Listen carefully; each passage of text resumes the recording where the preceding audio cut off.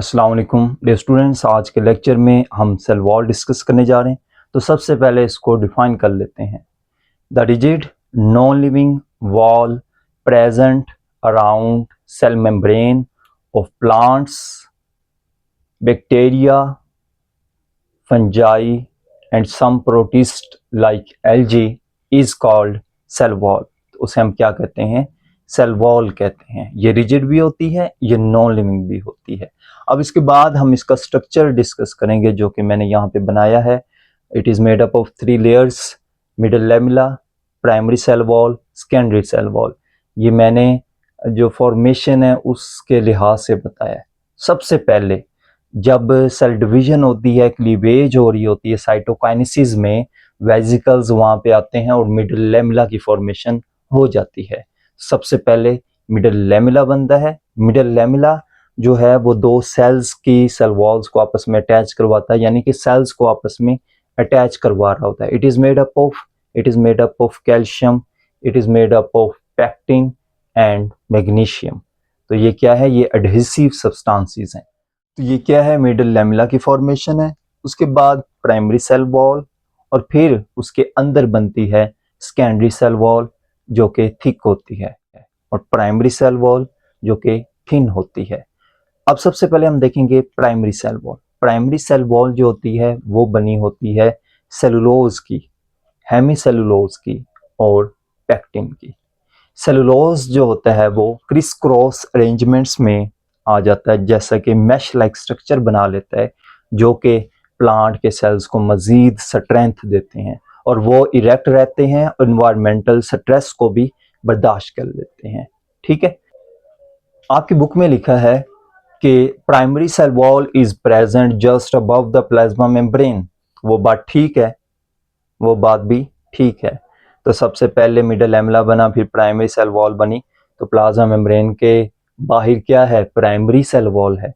जब cell grow कर रहा होता है तब प्लाज्मा मेम्ब्रेन बन रही होती है, और जब सेल की ग्रोथ स्टॉप कर जाती है उसके बाद सेकेंडरी सेल वॉल बनती है। और सब में नहीं बनती, खास तौर पे जाइलम के सेल्स हैं, जाइलम सेल्स हैं हमारे पास, उसमें बनती है सेकेंडरी सेल वॉल। ठीक है, तो वो बात भी बिल्कुल ठीक लिखी है। लेकिन अगर सेकेंडरी सेल वॉल बनी है तो प्लाज्मा मेम्ब्रेन के बाहर सेकेंडरी है और उससे बाहर प्राइमरी है। ठीक है, तो अब हम देखते हैं सेकेंडरी सेल वॉल किसकी बनी है। Secondary cell wall is lignified. ये किसकी बनी हुई है? ये लिग्निन की बनी हुई है और ये सेलुलोज की बनी हुई है। अब हम देखेंगे कि डिफरेंट ऑर्गेनिजम्स में सेल वॉल पाई जाती है तो वो किन सब्सटेंसेस से मिलकर बनी होती है। प्लांट्स का हमने देख लिया, तो cell wall is made up of cellulose. उसके बाद हम फंजाई का देखें तो फंजाई की सेल वॉल काइटिन की बनी होती है। ठीक है, उसके बाद हम देखें बैक्टीरिया, तो बैक्टीरिया की सेल वॉल पेप्टाइडोग्लाइकन या म्यूरिन भी हम कहते हैं उसकी बनी होती है। What is peptidoglycan? A single molecule made up of amino acids and sugar. ठीक है, और उसके बाद हम डायटम्स की अगर सेल वॉल देखें तो वो सिलिका की बनी होती है। तो ये जो सेल वॉल है इसकी डिस्कवरी का क्रेडिट भी रॉबर्ट हुक को जाता है, जिन्होंने 1665 में सेल्स को डिस्कवर किया था। उसके बाद हम देखें तो जो सेल्स हैं उन लोगों का आपस में एक राब्ता भी है, कनेक्शन भी है वाया चैनल्स। उन्हें हम प्लाज्मोडेस्माटा कहते हैं। ठीक है, उन्हें हम क्या कहते हैं? प्लाज्मोडेस्माटा कहते हैं। वो चैनल्स हैं जो कि दो सेल्स की आपस में ट्रांसपोर्ट करवा रहे होते हैं सब्सटेंसेस की। लास्ट में इसके फंक्शन देखते हैं।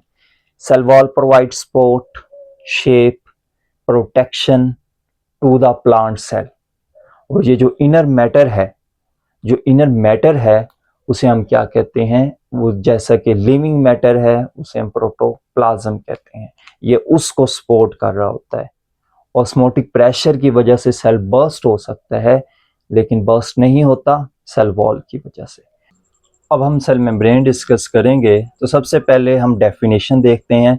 The thin, elastic and dynamic membrane present around cytoplasm that separates it from outside environment or extracellular environment is known to be as cell membrane, उसे हम क्या कहते हैं, सेल मेम्ब्रेन कहते हैं। और सेल मेम्ब्रेन जो होती है वो सिलेक्टिवली परमिएबल होती है, मतलब कुछ सब्सटेंसेस को ये क्या करती है, आने देती है, और बहुत से सब्सटेंसेस को ये रोक लेती है, तो ये बैरियर का काम करती है, ठीक है। जबकि जो सेल वॉल हमने पढ़ी थी वो क्या थी, वो फ्रीली परमिएबल थी, वो सबको आने देती थी।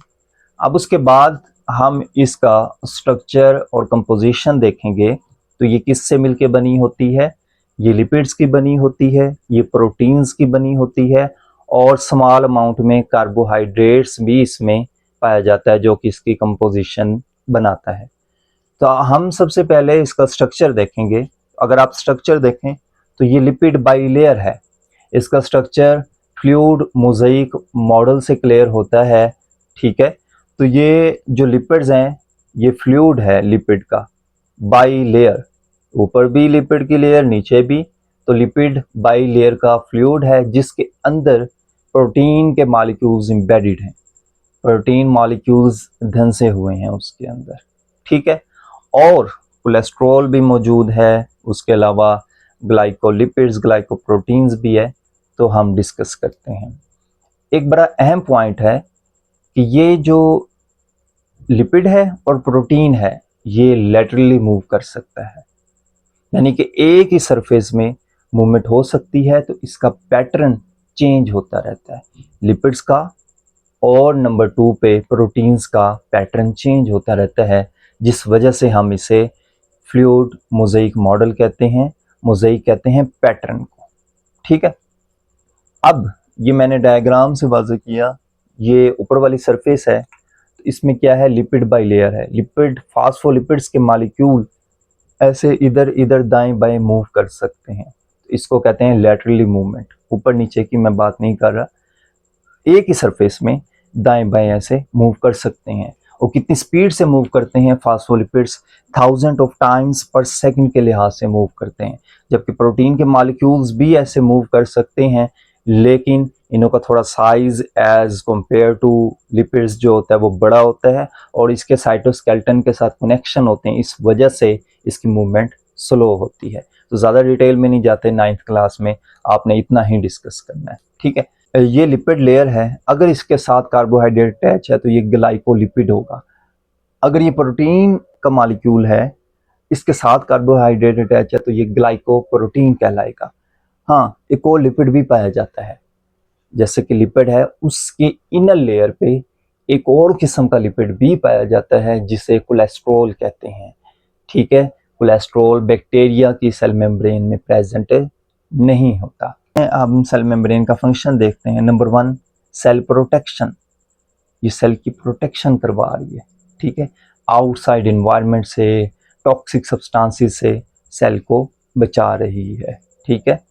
Number 2, act as a barrier, ये बैरियर का काम करती है, ठीक है, बहुत से चार्ज्ड आयंस को और बड़े मॉलिक्यूल्स को ये रोक लेती है, यानी कि सब मॉलिक्यूल्स इसके अंदर इंटर नहीं हो सकते, तो ये एक बैरियर है, जैसे बैरियर किसी रुकावट को कहते हैं। Number 3, it helps in cells communication, cells का राब्ता, सेल सिग्नलिंग, वहाँ पे रिसेप्टर्स हैं, वहाँ पे बाइंड होना है आके, तो सेल्स का भी कम्युनिकेशन हो रहा है आउटसाइड द एनवायरनमेंट से, तो वो भी सेल मेम्ब्रेन करवाती है। तो ये 3 मेन फंक्शन आपने ये लिख देने हैं आपने, ठीक है, कोई इशू नहीं। अब इसके बाद हमारी बहुत सी ऑर्गेनेलिज हैं, जैसा कि क्लोरोप्लास्ट है, माइटोकॉन्ड्रिया है, एंडोप्लाज्मिक रेटिकुलम है, गोल्जी अपरेटस है, उनों के गिर्द भी मेम्ब्रेन पाई जाती है। तो इसी के साथ ये हमारा लेक्चर कंप्लीट होता है।